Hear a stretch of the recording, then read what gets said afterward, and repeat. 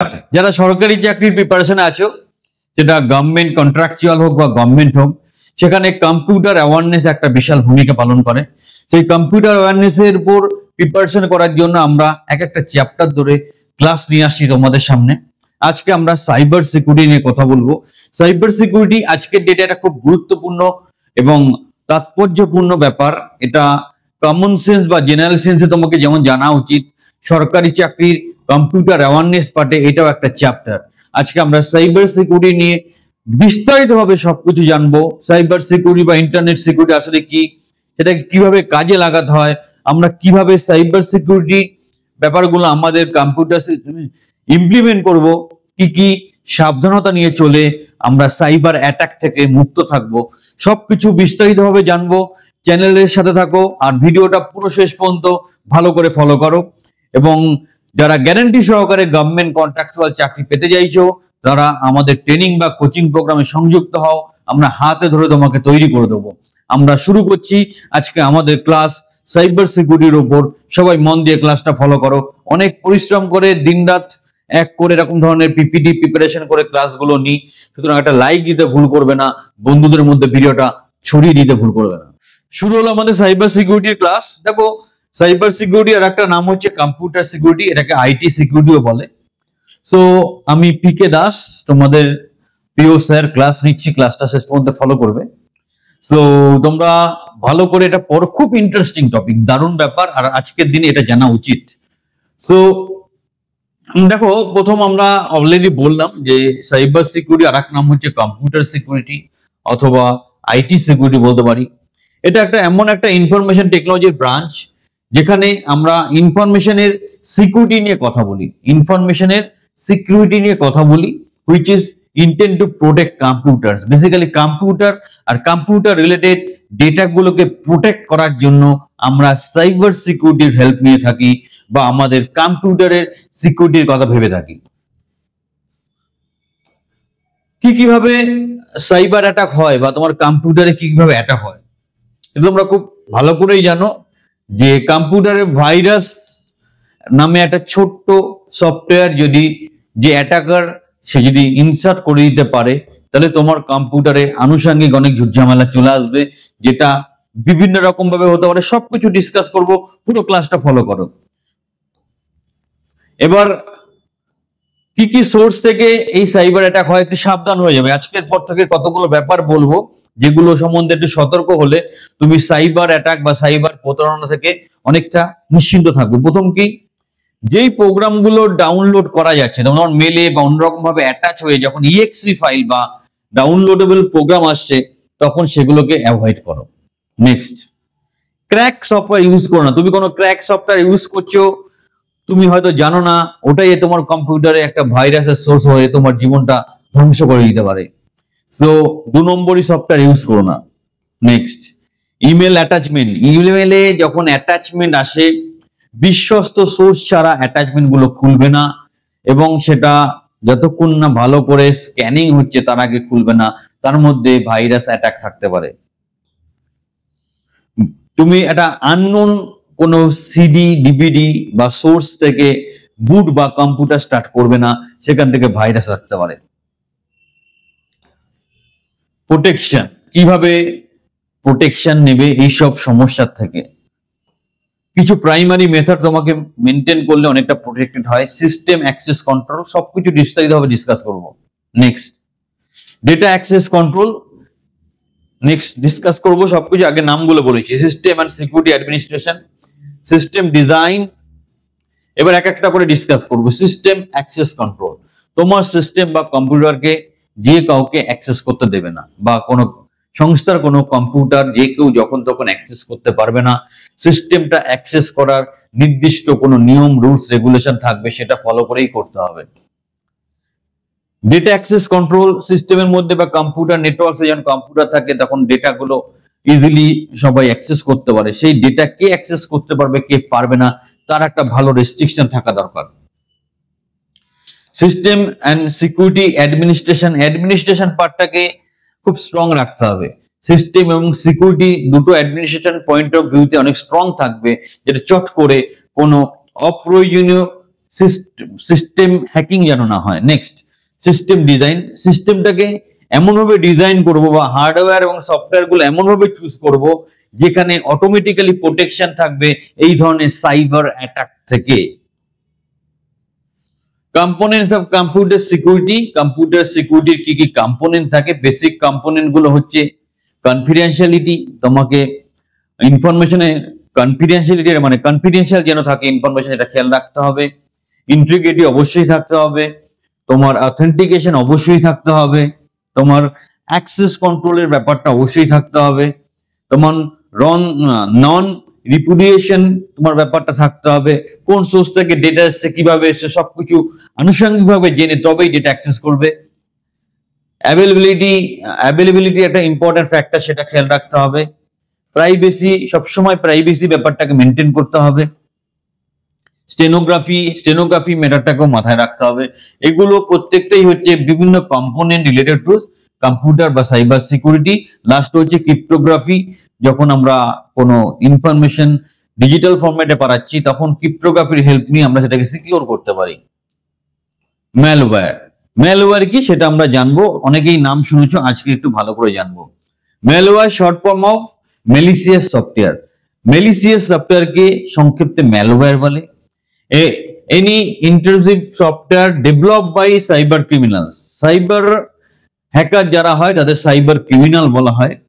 Two steal data and damage destroy computer. কারোর কম্পিউটারের data চুরি করার জন্য, কম্পিউটার সিস্টেমটাকে ধ্বংস করার জন্য, অপারেটিং সিস্টেমটাকে ব্রেকডাউন করার জন্য বিভিন্ন রকম অসৎ উদ্দেশ্যে সাইবার অ্যাটাকাররা কিন্তু অ্যাটাক করে। Example of common malware includes, ম্যালওয়্যারের মধ্যে কি কি আসে? ভাইরাস আছে, ওমস আছে, ট্রোজান ভাইরাস আছে, স্পাইওয়্যার আছে, অ্যাডওয়্যার আছে, র্যানসামওয়্যার আছে। প্রত্যেকটা সম্বন্ধে আমরা বেসিক লেভেলে জানবো। আমরা যেহেতু কম্পিটিটিভ পরীক্ষার প্রিপারেশন নিচ্ছি তাই বেসিক বা ফান্ডামেন্টাল লেভেলে আমাদের নলেজটা দরকার। ভাইরাস, দেখো কম্পিউটার ভাইরাস তোমরা কম বেশি সবাই জানো।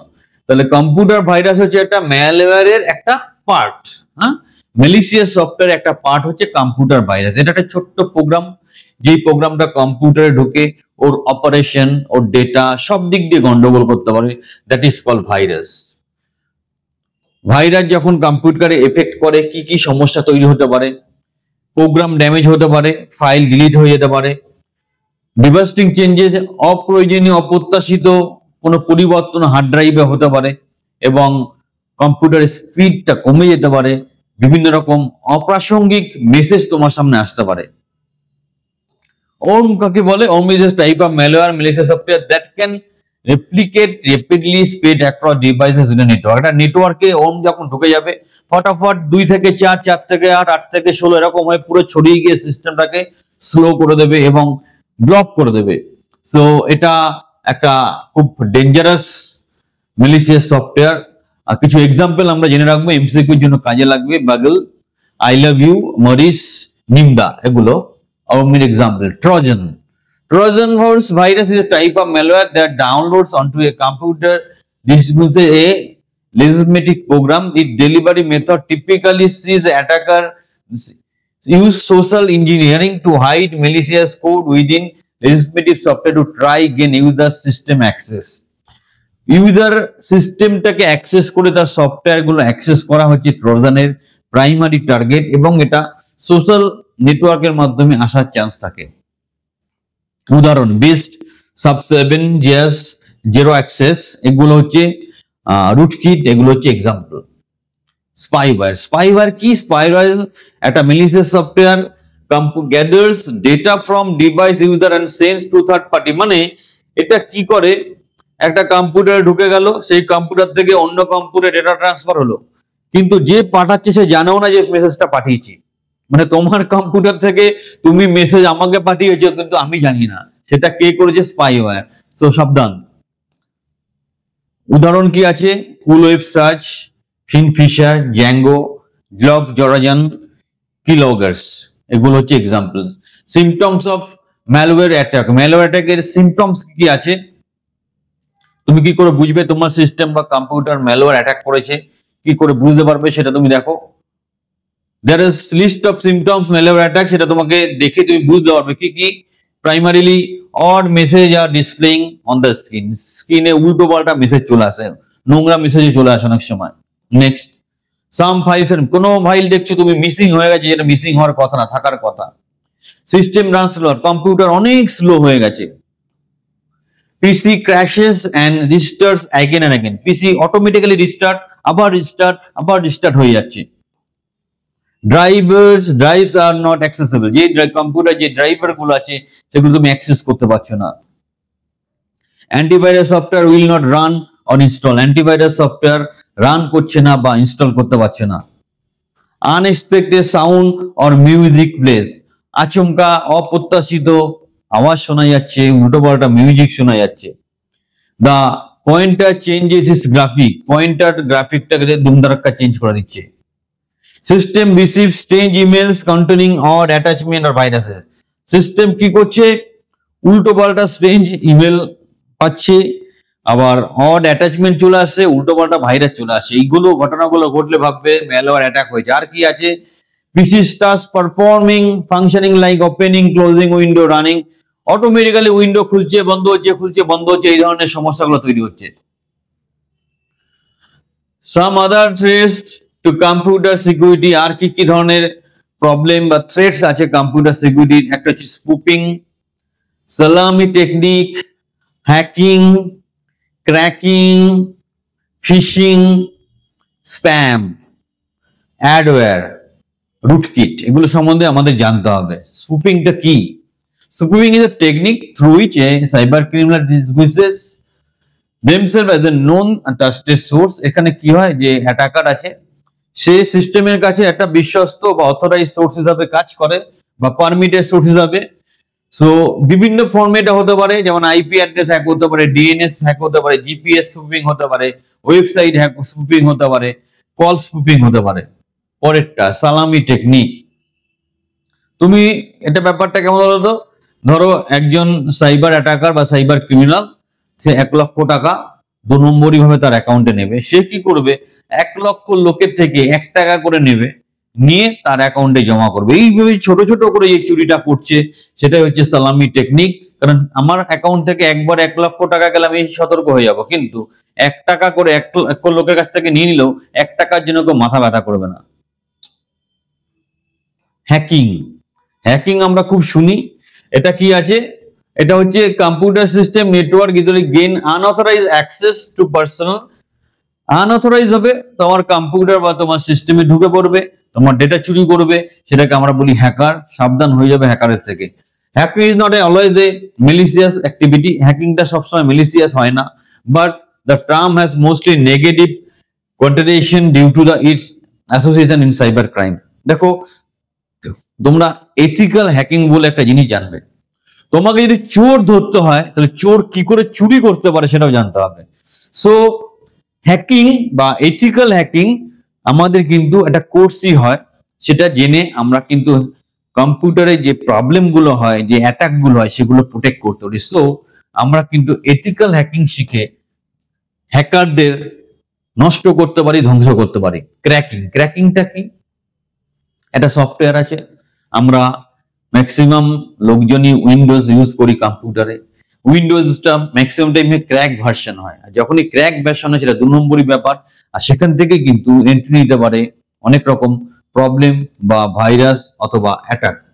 সো সেক্ষেত্রে তুমি সাবধান থাকবে যখন ক্র্যাক সফটওয়্যার ইউজ করছো।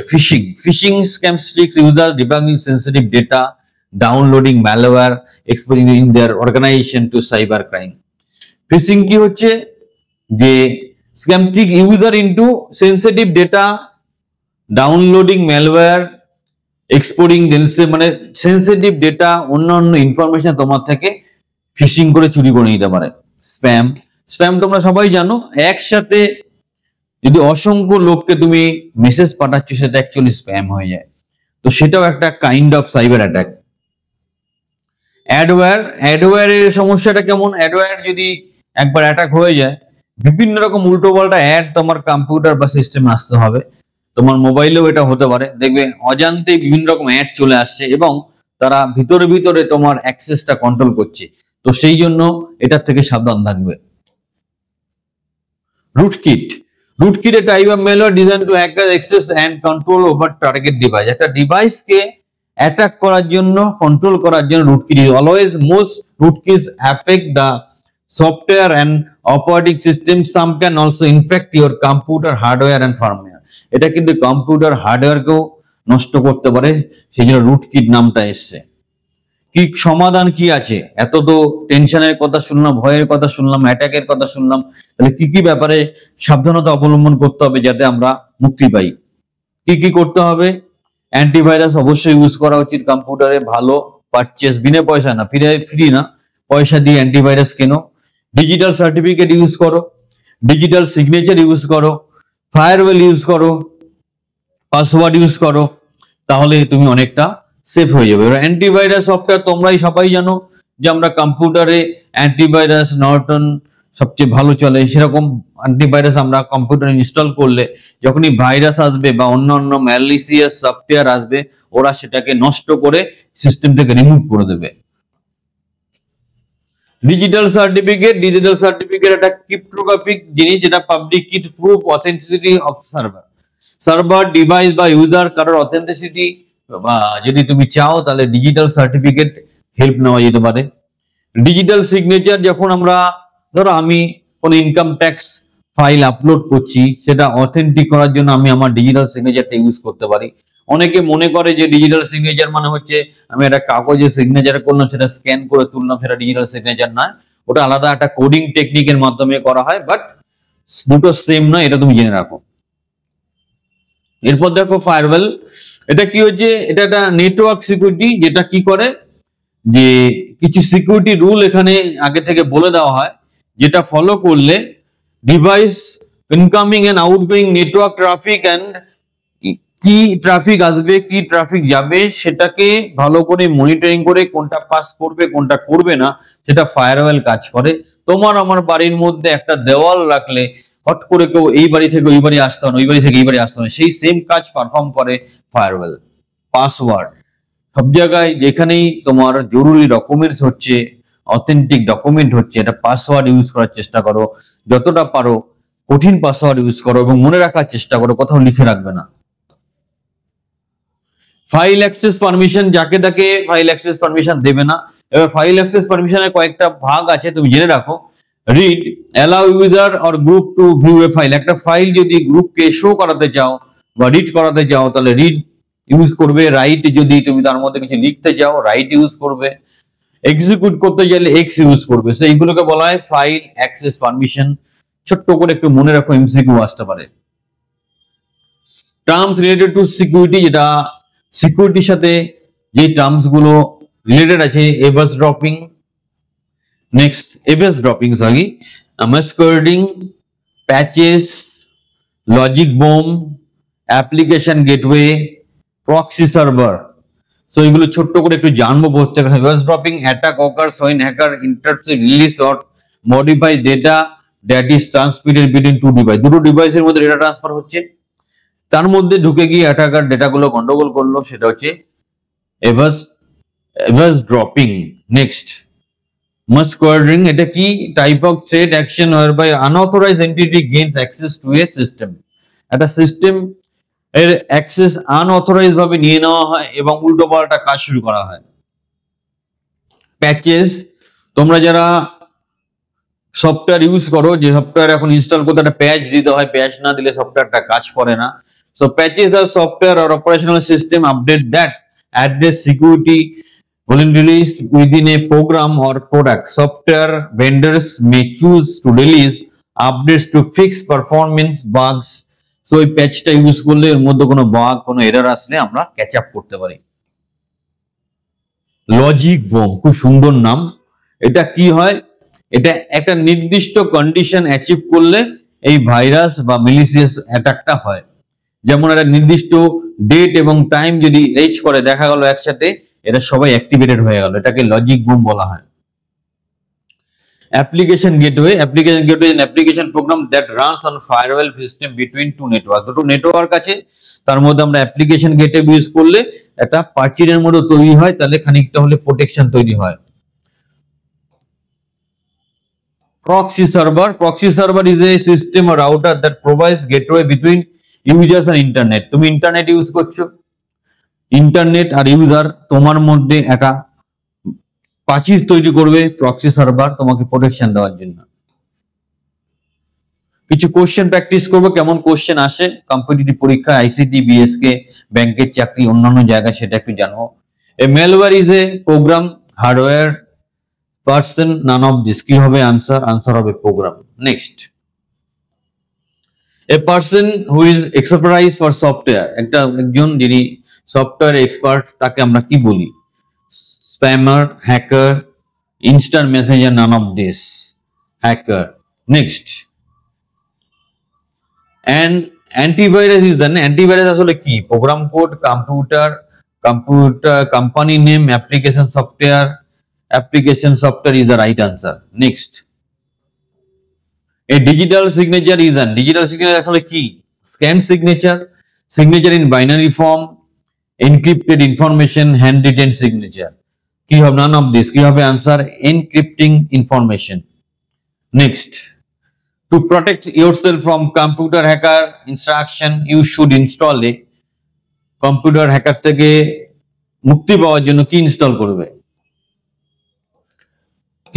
করবে? সেটা আমাদের জানতে হবে। Firewall, mailer, macro, script, none of this. কি হবে? Firewall is the right answer. Which one of the following is a key function of farewell? ফায়ারওয়েলের কি ফাংশন কি?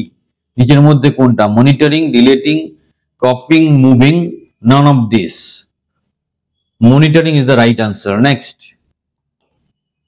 junk email is also called, junk email কে আবার কি বলা হয়? Spam, spoof, sniffer, script, spool, none of this. Answer of a spam. Next, password enables users to, password যদি enable করা হয় users to কিসের জন্য? get into systems কুইকলি, সিস্টেমে কুইকলি ঢোকার জন্য। Make efficient use of time, efficient use of টাইমের জন্য। Retain confidentiality of files, simplify file structure. Answer হবে retain confidentiality of files. Next, vendor created program modification are call, vendor যে program create করে বা modification করে সেটাকে কি বলা হয়? Patches, antivirus, health, fixes. Answer কি হবে? ওভারল্যাপস। আনসার কি হবে? প্যাচেস, একটু আগে ডিসকাস করলাম। Next, illegal copying and distribution of software is, software যখন ইলিগাল ওয়েতে ডিস্ট্রিবিউট করা সেটাকে কি বলা হয়? Hacking, software piracy, software literacy, cracking. কি হবে আনসার? কপিরাইট। কি হবে আনসার? Software pricey. সো এই ছিল আমাদের টপিক অফ ডিসকাশন। দেখো, খুব যত্ন সহকারে তোমাদের কিন্তু ক্লাসগুলো আমরা করাচ্ছি, মাইনুটলি ফলো করো, সঠিক প্রিপারেশন নাও, সঠিক মোটিভেশন, সঠিক দৃষ্টিভঙ্গি নিয়ে এগিয়ে যাও, জীবনে তুমি প্রতিষ্ঠিত হবেই। চ্যানেলের সাথে থাকো, আর যারা গ্যারান্টি সহকারে গভর্নমেন্ট কন্ট্রাকচুয়াল চাকরি চাইছো আমাদের সাথে ট্রেনিং প্রোগ্রামে সংযুক্ত হও, হাতে ধরে তোমাকে তৈরি করে দেবো।